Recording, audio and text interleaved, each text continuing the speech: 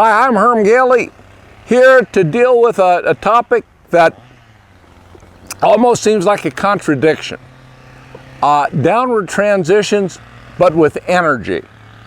So if you think of a downward transition just as slowing down, you're missing the point that the downward transition should maintain the same level of energy even as you slow down.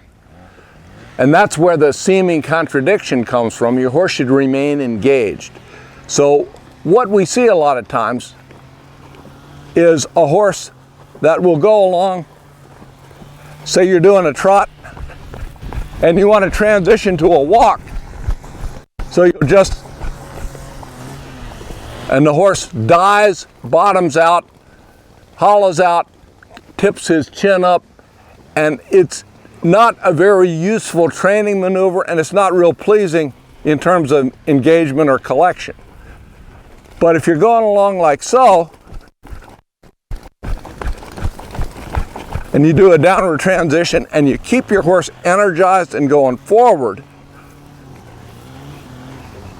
you get a rounder, nicer transition. So instead of teaching your horse to bottom out, to just sort of splat on the ground and hollow out, you're building collection, engagement, and roundness. So you come across here, transition down to a walk. And see, he wanted to bottom out. What you got to do, it's a contradiction, but as you come down, you continue to drive your horse into the bridle even as he slows down, so he doesn't lose his impulsion and his momentum. Better. He kind of wanted to break into a jog there, but he hasn't done this much in a little while, so it's a good thing to work on. We'll do it again. As you can see, he's sort of hitting the ground a little hard. I want him to reach up underneath himself and take that first stride at a walk, striding forward, not dwelling in the ground. So it's a little bit better.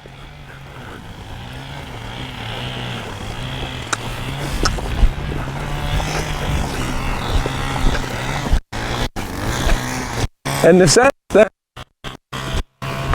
can be even more pronounced when you transition from a lope to a trot.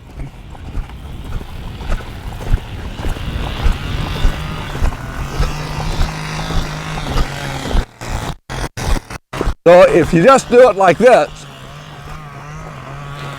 he slows down, he bottoms out, he doesn't have any continuity, and he doesn't have any roundness or any engagement. So what you want to do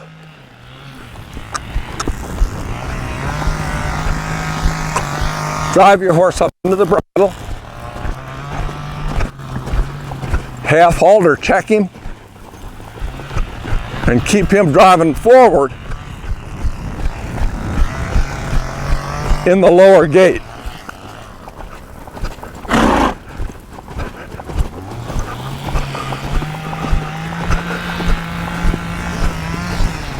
Pick up, but drive with your legs. And you maintain some forward. Whoa.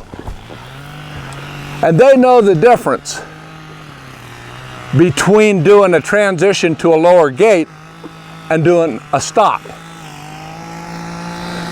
So if you were to work on those transitions and say, well, will he stop? Now this horse doesn't stop particularly well, but if you ask for a stop, whoa, you get a stop. And he understands to just drop down, stay around, but engage his back end and stop moving, because that's what you're asking for. So they learn to separate that out. Bottom line, you will get your horse more collected, rounder, lighter in the bridle if you do your downward transitions with that forward motion, with that energy. So that's something to think about and to work on, and ask yourself the next time you transition, say from a lope to a trot, Where's your horse's head going? Is he staying round? Is he remaining forward even as he slows down? Because the only thing that should really change is his foot speed. Head shouldn't go up, back shouldn't hollow out. His foot speed should slow down, he should remain engaged. So hopefully that'll be something that'll be fun to work on. Should say something about this horse who is sitting here salivating. We got a lot of clover in our pasture. You want to see a horse salivate? Let him eat some clover. It goes away, it's no big deal, but you might wonder if I've got a case of rabies here. As far as I know, I don't. So on that cheerful note, till next time.